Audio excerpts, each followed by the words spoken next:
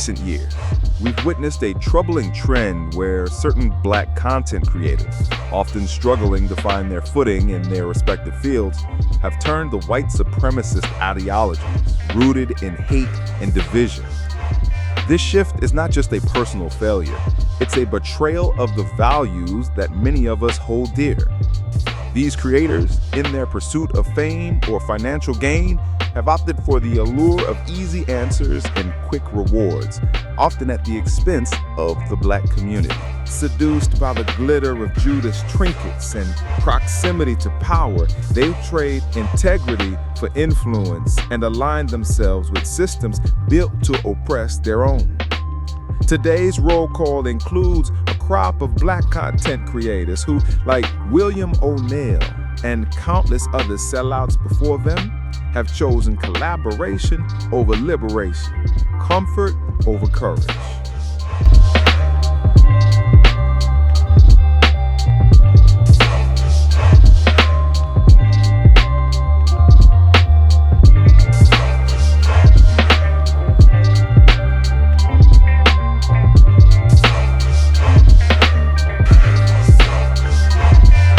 When they parrot talking points that demonize the dead and sanctify the perpetrators, they are laundering white supremacist violence through a black face. It's political ventriloquism.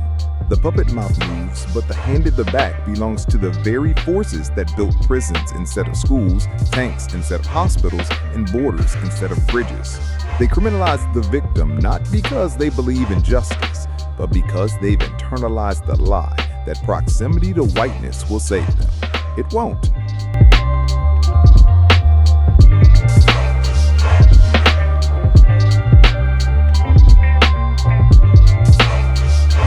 The idea that black individuals parroting white supremacist talking points are somehow exercising free thinking or demonstrating independent thought is a hollow and dangerous illusion.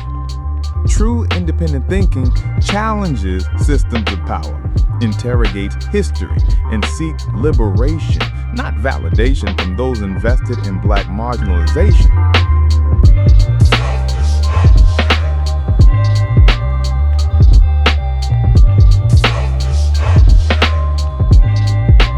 By instilling a false sense of cultural hierarchy, he's crafted a loyal echo chamber, one that reflexively defends him even as he scams them. He keeps them chasing culture wars while he chases the bag, a tool of the very system he claims to resist. He is a William O'Neill for the digital age. He preaches empowerment but practices extraction. He screams independence while profiting off dependence, a saboteur of black unity, an agent of chaos. We must always call out these agents, not just for what they say, but for what they distract us from. Because while we argue over origins and accents, they're cashing checks and keeping the system intact.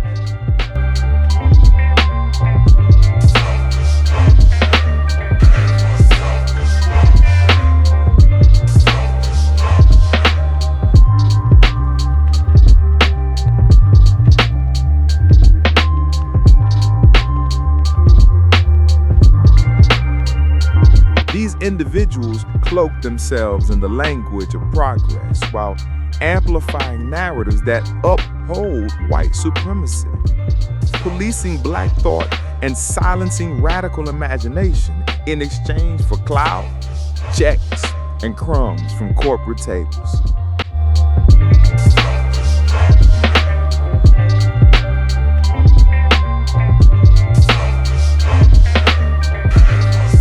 Repeating racist rhetoric dressed up as contrarianism isn't bravery, it's performance, often incentivized by platforms and audiences that only uplift black voices when they reinforce anti-black ideologies. Co-signing oppression for applause from the oppressor is not freedom, it's complicity masquerading as courage. Being a mouthpiece for white supremacy doesn't make someone a free thinker. It makes them a useful tool.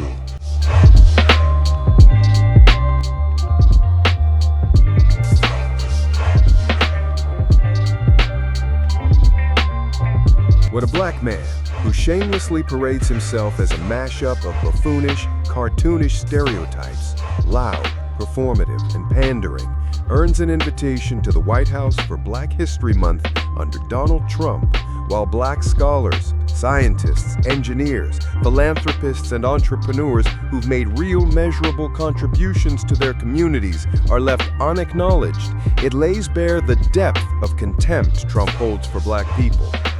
It signals that, in his eyes, Black excellence is irrelevant unless it entertains, submits, or reinforces his ego and agenda. Rather than celebrate the brilliance and resilience of Black America, he chose a caricature over substance, mockery over merit, and spectacle over sincerity. Let that sink in.